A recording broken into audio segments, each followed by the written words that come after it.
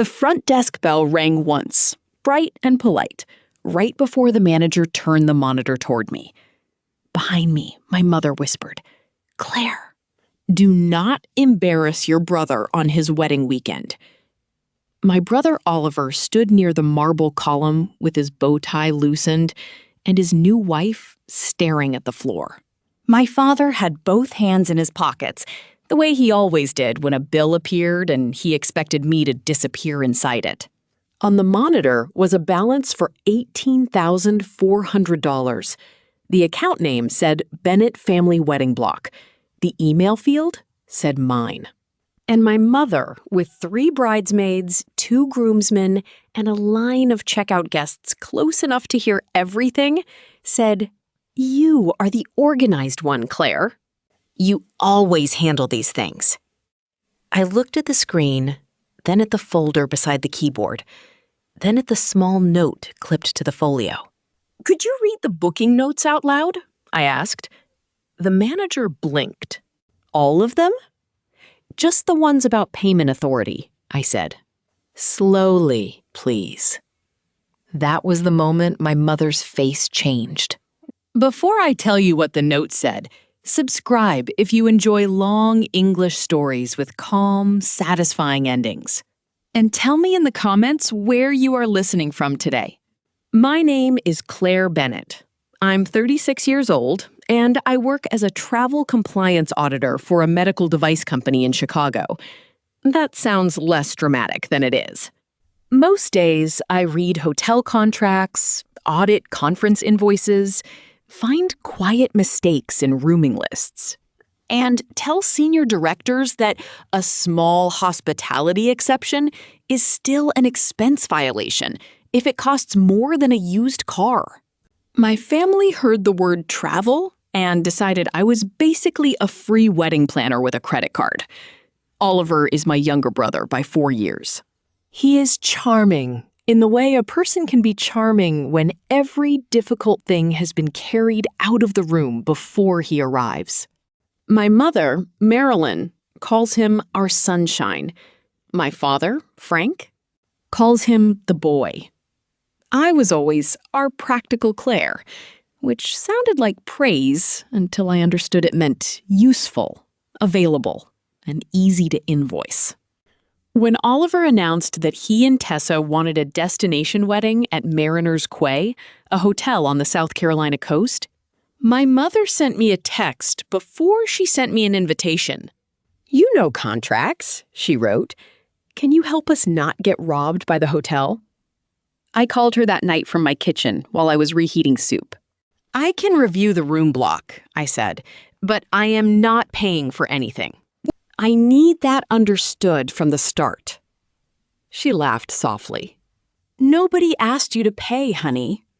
"I mean it," I said. "I can help compare rates and avoid surprise fees." "I will not sign a guarantee." "You make everything sound like a court case," she said. "No," I told her. "I make everything sound like a contract because it is one." For 3 weeks, I helped exactly as promised. I read the group agreement, flagged the attrition clause, and told my parents not to block too many ocean view rooms because the hotel would charge the family if guests failed to book them.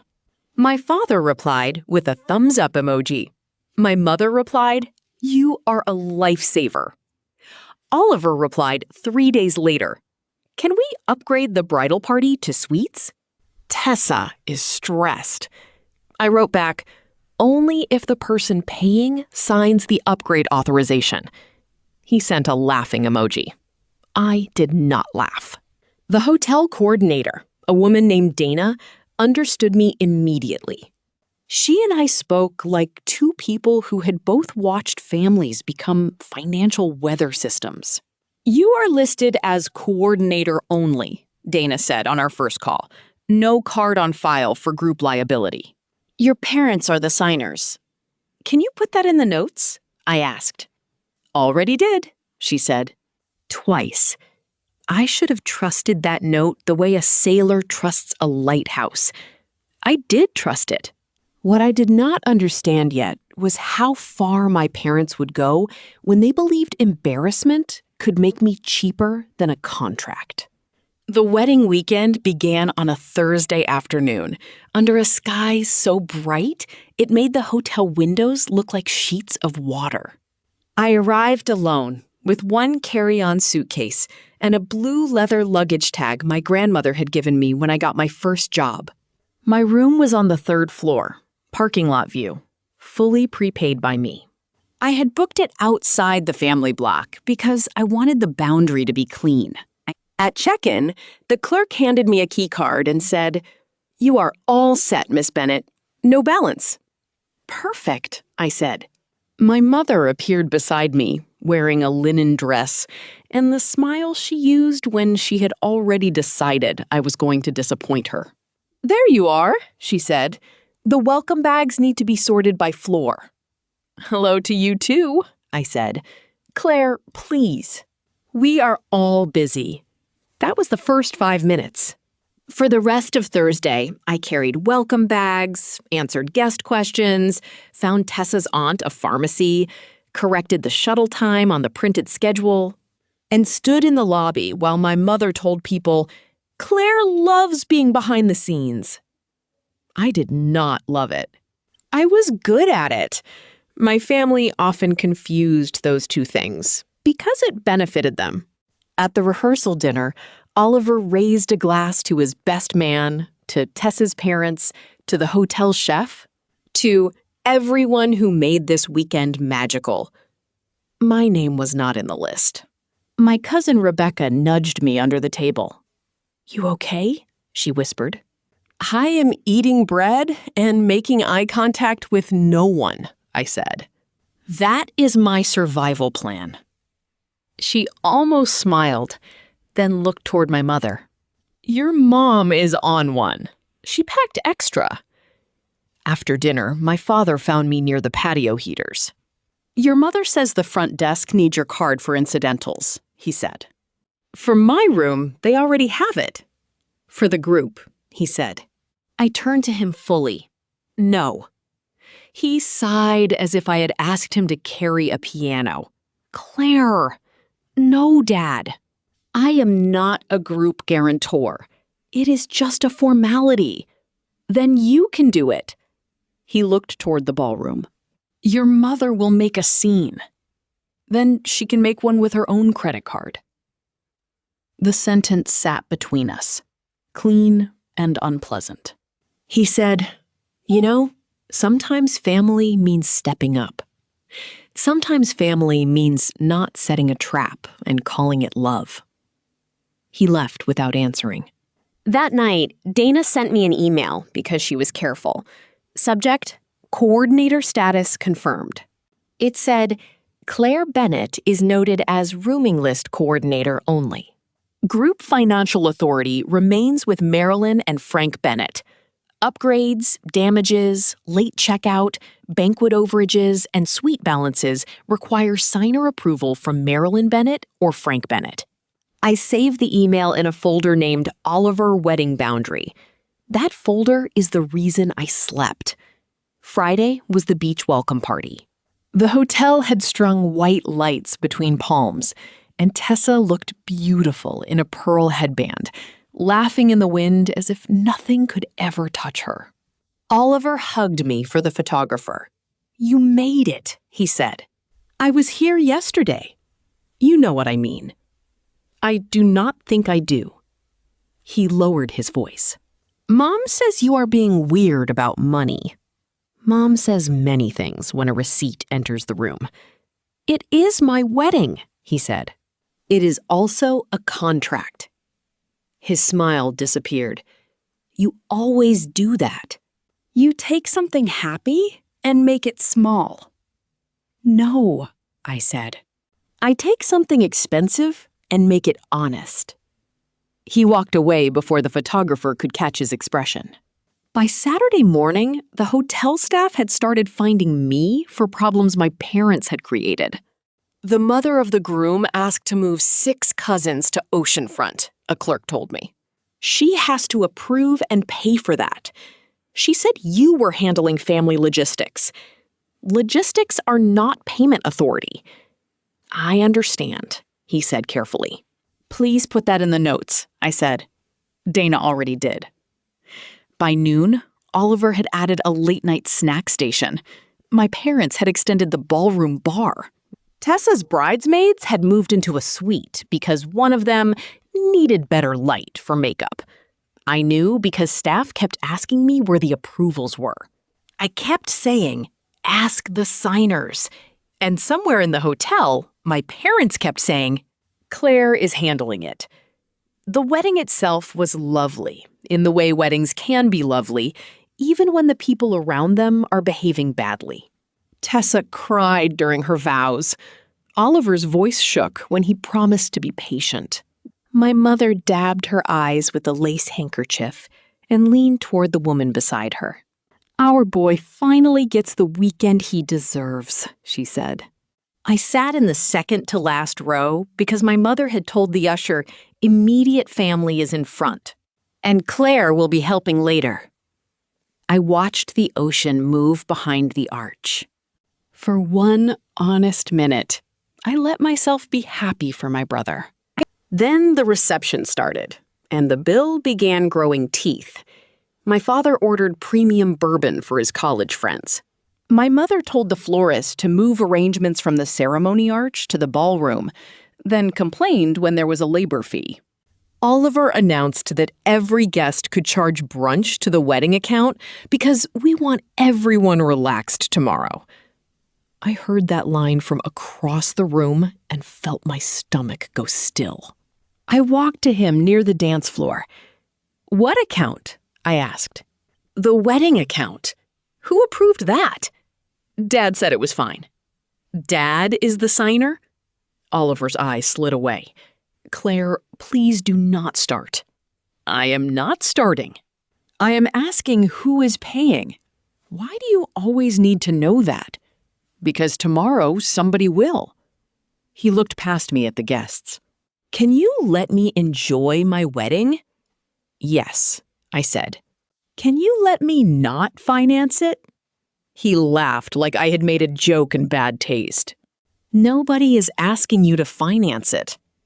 That was the last sentence he said to me that night. At 11, my mother came to my table and placed a folded seating card in front of me. "Can you settle small balances tomorrow before you leave?" she asked.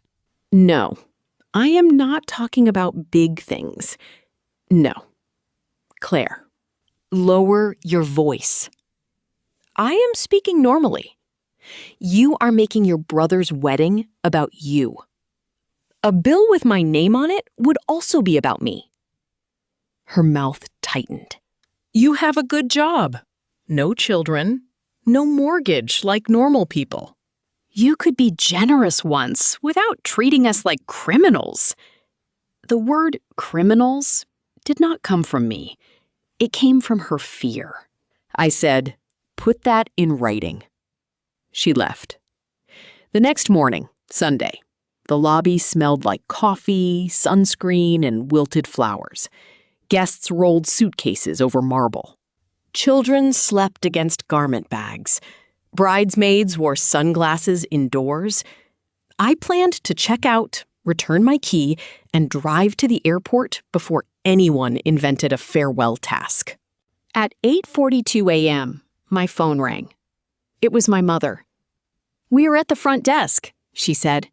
"There is a little confusion." "What kind of confusion?" "Just come down.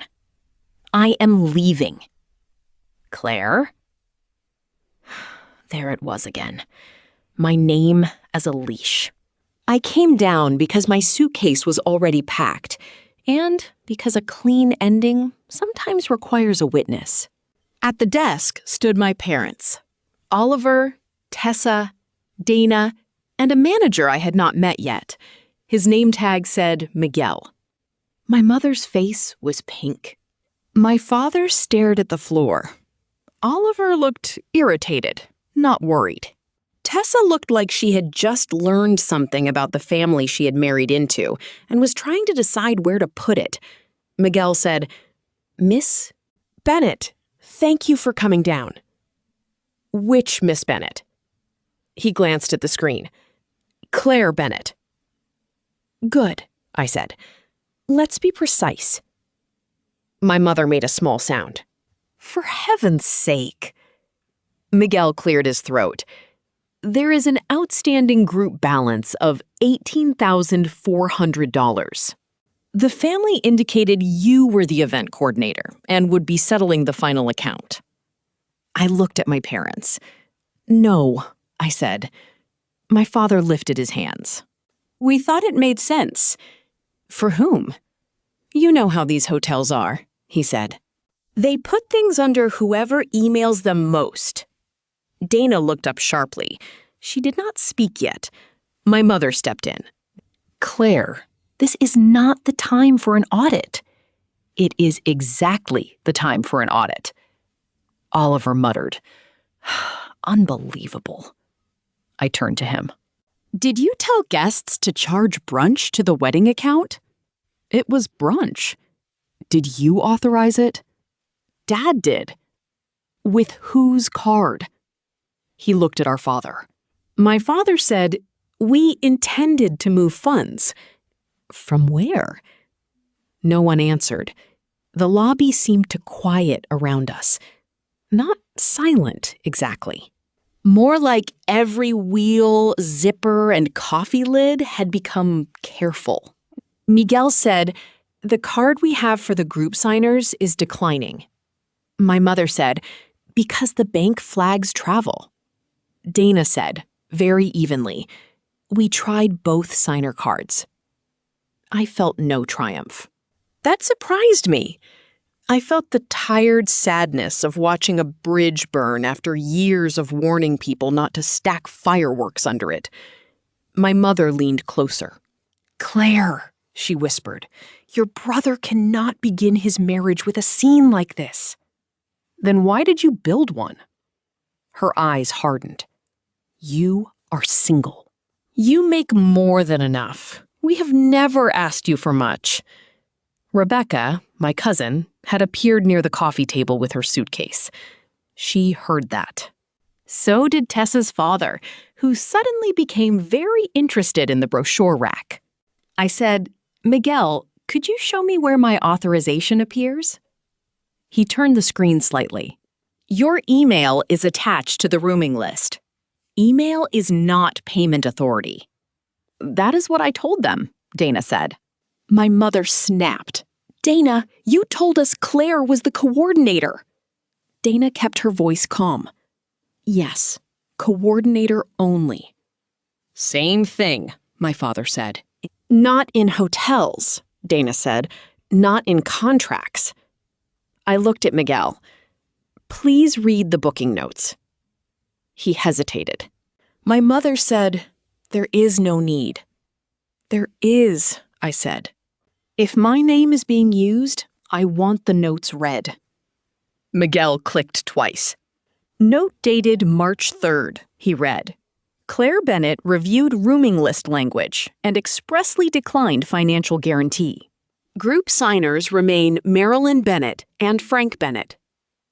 My father closed his eyes. Miguel continued. Note dated March 17th. Suite upgrades requested by Oliver Bennett. Payment authority required from signers. Approval received by email from Marilyn Bennett. Tessa turned to Oliver. You told me Claire approved the suites. Oliver said nothing. Note dated April 2nd, Miguel read. Late night snack station added. Authorized by Frank Bennett by phone. Coordinator Claire Bennett, not responsible for banquet overages. My mother gripped the edge of the counter. Enough, she said. No, I said softly. Not yet. Miguel looked at me, then at the screen. Note dated yesterday, 10:18 p.m. Mother of groom requested that final group balance be transferred to Claire Bennett at checkout. Request denied, pending written authorization from Claire Bennett. The sentence landed so cleanly that nobody could pretend it was confusion anymore. Tessa covered her mouth. Oliver said, Mom. My mother turned on me as if I had written the notes myself. "You always have to win," she said. "No," I said. "I always have to document. If you were standing in that lobby, would you pay to keep the peace? Or would you let the truth be read out loud?" Write your honest answer in the comments. Miguel printed the folio. Dana printed the notes. The paper came out warm, page after page, with the quiet authority of machines that do not care who is loved more. My father tried one more card. Declined. Oliver tried his. Declined. Tessa's father stepped forward and said, "I will pay my daughter's room and her parents' room. I will not pay your family's bourbon, brunch, or suite upgrades." It was the first time I had heard him speak all weekend. My mother said, "This is humiliating." Rebecca said from behind me, "That part is true." I almost laughed, but I did not. Miguel separated the charges by authorization source. My room stayed clean. Tessa's parents handled their side. Oliver and my parents were left with the upgrades, bar extension, brunch charges, and damages from a broken balcony chair in the groomsmen's suite. My father looked at me. "Could you loan us half?" It was not an apology. It was a smaller invoice. "No," I said. "We will pay you back. You tried to make the hotel take it from me without asking. We panicked." "You planned." My mother said, "After everything we did for you." I nodded once. "You taught me to keep receipts." That was crueler than I meant it to be, but it was also true. The hotel placed a hold on the signer accounts and required a payment plan before releasing certain incidentals. I did not ask for the details. The moment my name came off the balance, the story stopped being mine to manage. Tessa followed me to the side of the lobby while Oliver argued with my father in a low voice. "Claire," she said, "I am sorry. You do not have to apologize for them. I believed Oliver when he said you wanted to help. I did help." She looked toward the counter. "Not like that." "No." Her eyes were wet. "I need to think." "That is allowed," I said. She nodded, as if no one had told her that all weekend. I returned my key card. Miguel handed me my receipt. 0 balance. Dana gave me the printed notes in a plain envelope. "For your records," she said. "You saved me a lawsuit." "You saved yourself," she said. "You asked for the note before the storm." That sentence followed me out through the revolving door. Outside, the air smelled of salt and hot pavement. The wedding arch was still visible beyond the lobby windows, stripped of flowers now, just a white frame facing the water. My father came after me. "Claire." I kept walking. "Please." That word stopped me because he did not use it often with me. He looked older in the morning light. Not weak, not innocent, just older than the man who had told me family meant stepping up. "Your mother pushed," he said, "and you let her." He nodded. Yes, it was the first honest thing he had said all weekend. "I am sorry," he said. "For trying to charge me or for getting caught?" He looked at the ground. "Both at first." Now, the first, that was not a perfect apology, but it was a real sentence. My family did not produce many of those. "You need to pay the hotel," I said. "I know." "And you need to tell Oliver what you did." "He knows." "No, he knows the bill failed. He needs to know the plan." My father swallowed. "I will." I wanted to ask why I had to be the one who required decency from grown people. Instead, I said, "Goodbye, Dad." At the airport, I opened the envelope and read the notes again while my coffee went cold. The words were plain. Coordinator only. Not responsible. Authorization denied. There was nothing dramatic on the page. No speech, no insult, no revenge. Just the boundary I had put in writing before anyone needed it. If you are using this story to practice English, the description has helpful learning resources. Keep listening first. The best part of a language is how people reveal themselves with simple words. 3 days later, Oliver called. I let it ring once before answering. That was growth. A year earlier, I would have let it ring until guilt answered for me. Tessa went to her parents' house, he said. I am sorry. Are you? For her, yes.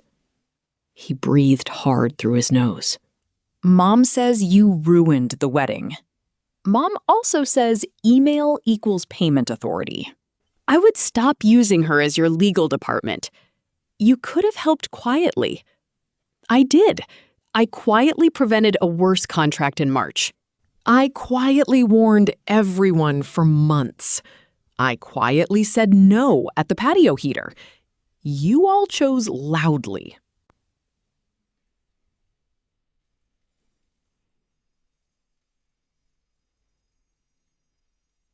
Then he said, smaller, I did tell Tessa you approved the suite. I know. I was embarrassed. You were married. That would have been a good day to start telling the truth.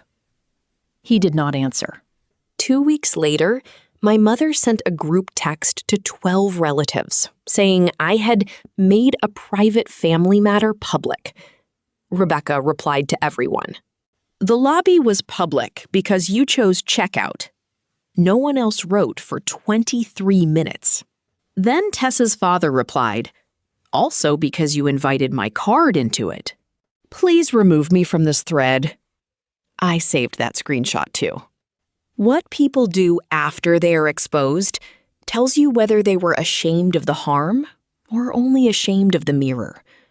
My mother chose the mirror. For the first week, she called relatives one at a time and described the lobby as if I had marched in with a microphone. She left out the balance, the declined cards, and the booking notes. She said, Claire wanted a public victory.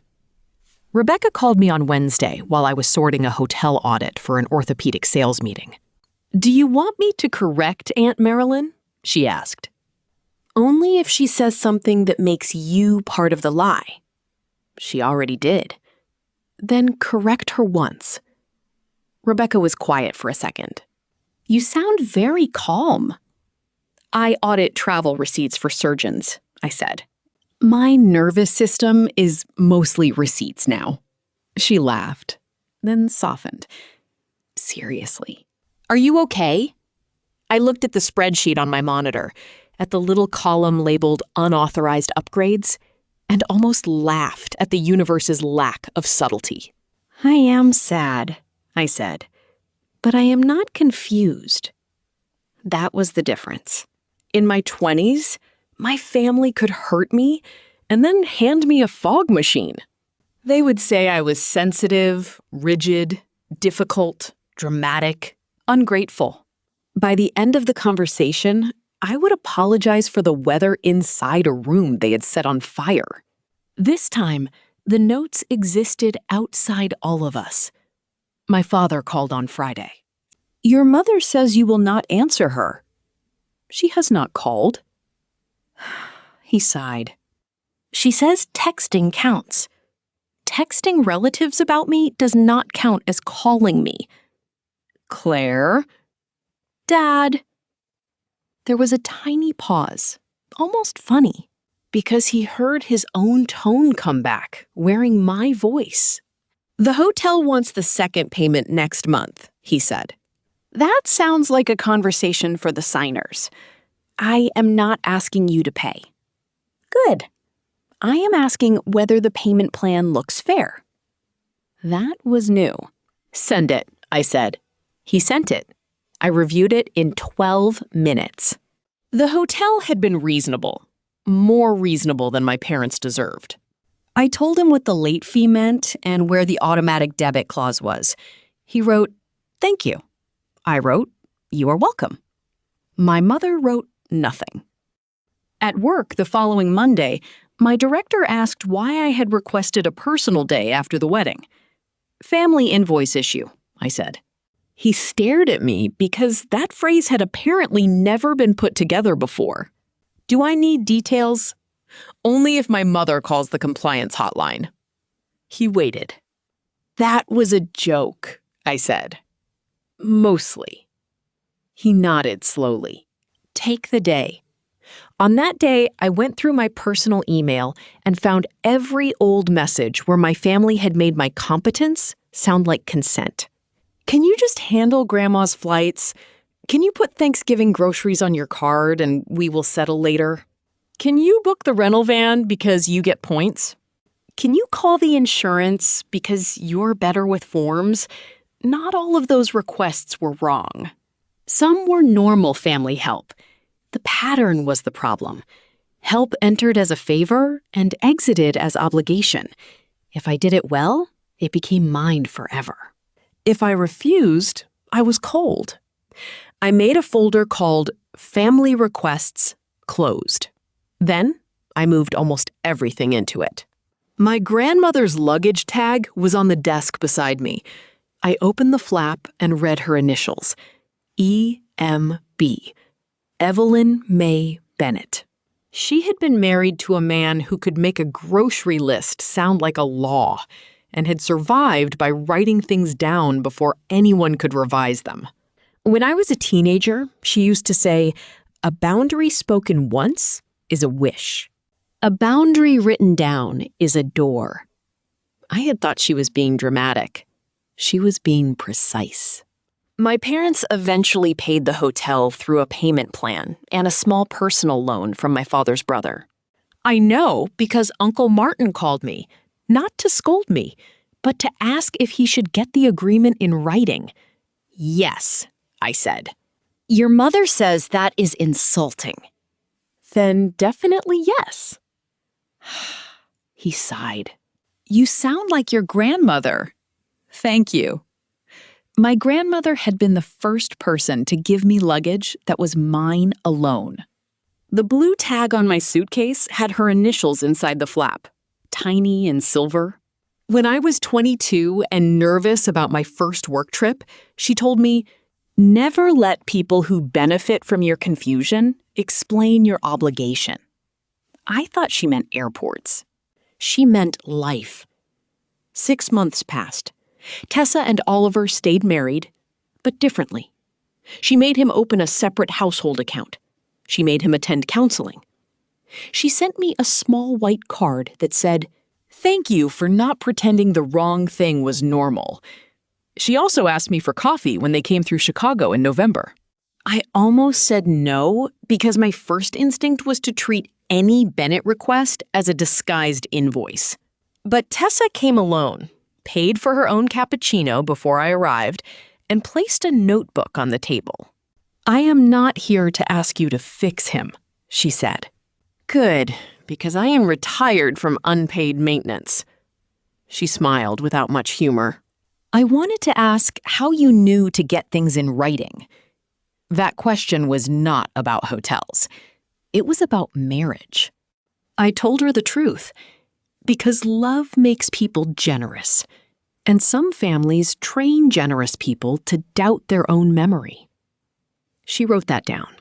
"Does it get easier?" she asked. "No," I said. "It gets clearer." Easier is not always the first reward. When we left, she hugged me awkwardly beside the cafe door. "I wish I had seen it sooner," she said. "You saw it when it was yours to see." That was kinder than anything I had planned to say, which is how I knew it was probably the right sentence. Oliver did not apologize in a beautiful way. He apologized in a useful way.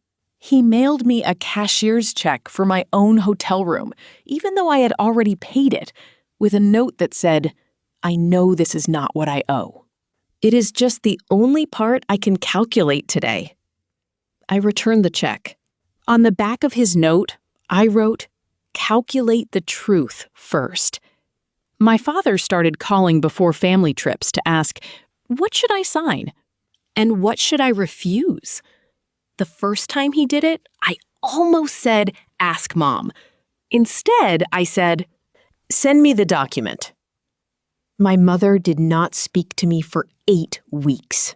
Then she mailed my grandmother's old travel jewelry case, the one I had loved as a child, wrapped in tissue paper with no card. That was her language.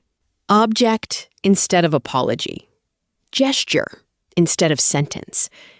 I kept the case. I did not pretend it was enough. The next time my family planned a holiday, I did not coordinate it. My mother texted, "Can you just look at the resort contract?" I wrote back, "No. Use a travel agent." She replied, "You have changed." I typed several answers and deleted all of them. Finally, I wrote, "Yes," because I had changed. Not into someone colder, into someone more accurate. The blue luggage tag is still on my suitcase.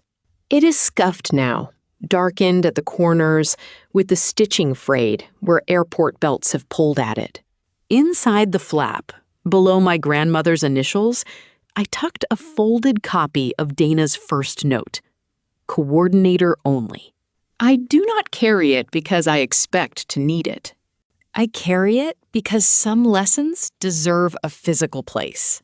Here is what I learned from a hotel lobby full of flowers, coffee cups, and people pretending not to listen.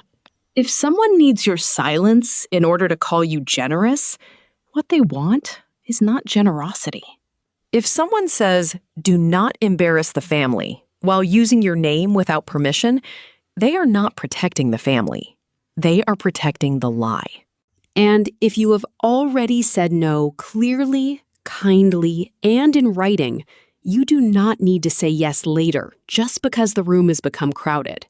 The truth does not become rude because other people hear it. Sometimes the most powerful thing you can ask is not, "How could you?" Sometimes it is, "Could you read the notes out loud?" If this story stayed with you, subscribe so you never miss a new long English story. And leave a comment with the boundary you wish you had written down sooner.